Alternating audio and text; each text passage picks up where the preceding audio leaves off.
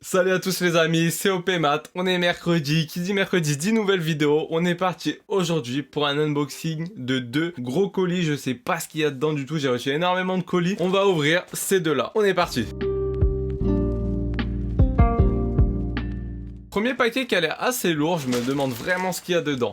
On va découvrir ça de suite. Ok, comme je vous ai dit, ça faisait longtemps que j'avais commandé ces figurines-là, donc c'est un peu tout mélangé. J'en avais oublié certaines, mais celle-là, en voyant juste la couleur à travers le film, je peux parier sur ce que c'est. On ouvre ça, vous allez voir ça. Donc clairement, ils ont pas blagué sur la couche de papier bulle, tant mieux d'un côté. Est-ce que vous voyez mieux là peut-être? Là, ceux qu'ils arrivent à trouver déjà à ce niveau-là, vous êtes forts. On continue à ouvrir. Bon, je pense que là, c'est déjà plus clairement visible pour vous. Bon, je vais pas vous cacher que j'attends beaucoup de cette figurine étant donné que c'est une licence que j'adore, que ce soit le manga, l'animé ou le film qui va sortir, j'ai pas encore vu. Demon Slayer, c'est pour moi une très grosse œuvre de ces dernières années. C'est un personnage que j'aime beaucoup malgré qu'on le voit pas beaucoup dans le manga et presque pas dans l'animé. Ça va être le héros, enfin une des têtes d'affiche du film justement, le train de l'infini. Pour les fans, je pense que vous aurez reconnu de qui je veux parler et on découvre tout de suite sa figurine.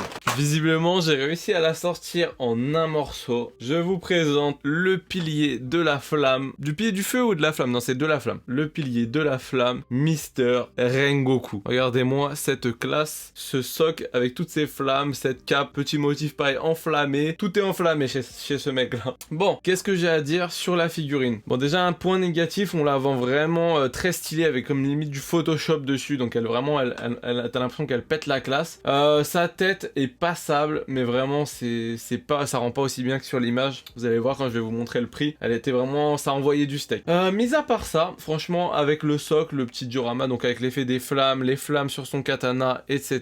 Ça rend plutôt bien. De loin, franchement, elle est très stylée. Là, genre si je vous la mets de là, vous allez me dire ouais, elle pète et tout. C'est vraiment quand on vient regarder dans les détails, sa tête, elle est pas la plus parfaite possible, hein, loin de là. Il est pas aussi beau gosse que dans le manga ou l'animé, mais franchement ça reste passable, De mémoire, elle était dans les 20 €, si je dis pas de bêtises, dans les 20 € sans frais de port. Donc pour 20 €, franchement, si vous kiffez le personnage, moi tous les piliers je les trouve ultra classe, surtout celui-ci. Donc franchement ça fait une belle figurine pour les fans de Demon Slayer. Moi comme je vous ai dit, en plus je suis en plein dedans. Il y a le tome, c'était combien le dernier tome que je l'ai acheté? Je l'ai fini tout à l'heure le dernier tome.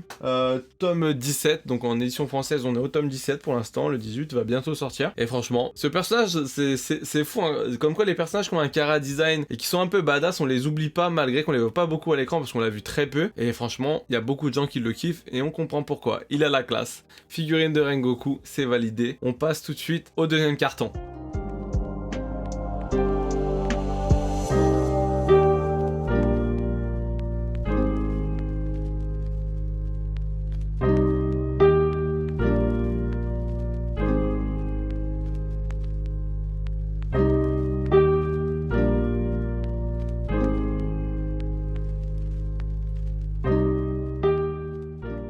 Deuxième carton, on est parti. Donc là, c'est un gros cube. Donc je sais pas si ça va être une figurine ou autre chose. On ouvre ça. Ok, on a retiré le plastique noir, on n'est pas plus avancé. On a un cube dans le carton. On ouvre la deuxième couche. Toujours un mystère, on va découvrir ensemble. Je jette un petit coup d'œil. Si j'arrive à retirer le polystyrène, bien sûr. Je vais essayer de pas en foutre partout. Ok, vous savez c'est quoi le prank? Un cube dans un cube. Alors, d'après vous, les connaisseurs, qu'est-ce que c'est que ce cube là? En voyant juste comme ça, c'est trop dur je pense à trouver.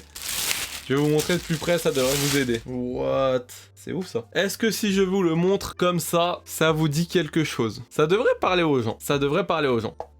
Je sais pas en quoi c'est fait, c'est vraiment lourd, c'est froid, on dirait limite c'est un effet métallique. La mousse aussi est vraiment très bien faite, très bien texturée. En dessous carrément c'est des espèces de tissu. Écoutez le petit ASMR, le tissu. Il y a juste un pli là, c'est dommage. Qu'est-ce que c'est que ce machin là? Vous allez me dire, pour ceux qui n'auront pas trouvé, c'est un poneglyphe. Bon, pour les fans de One Piece, normalement j'ai pas besoin de l'expliquer. Mais pour les autres, donc un poneglyphe, c'est tout simplement, on va dire, des cubes sur lesquels ont été gravés des écrits anciens par la famille de Kozuki Oden, enfin dans ces bails-là des mecs de Wano, bref, qui ont gravé ces cubes-là pour raconter l'histoire du siècle oublié. Et donc c'est une langue morte vraiment, il y a très peu de personnes qui sont capables de la déchiffrer dans le monde de One Piece, à part certaines personnes, dont Nico Robin, qui fait partie de l'équipage de Luffy, le futur roi des pirates. Et donc j'ai trouvé que ça ça plutôt stylé. Je me suis dit pour mettre une figurine de One Piece dessus, c'est pas vraiment une figurine à proprement parler, mais dans un décor où il y a déjà des figurines One Piece, j'ai trouvé que ça pouvait rendre très très stylé. Genre tu mets cette figurine là, une figurine de Luffy dessus, une figurine de Nami, de Robin encore mieux à côté, et ça rend très très stylé parce qu'il est vraiment très détaillé, très bien fait. Ça coûte pas tant cher que ça, et c'est un objet, voilà, moi j'aime bien les trucs qui changent un peu des figurines habituelles, et là c'est vraiment le cas, donc c'est vraiment stylé les gars, c'est validé.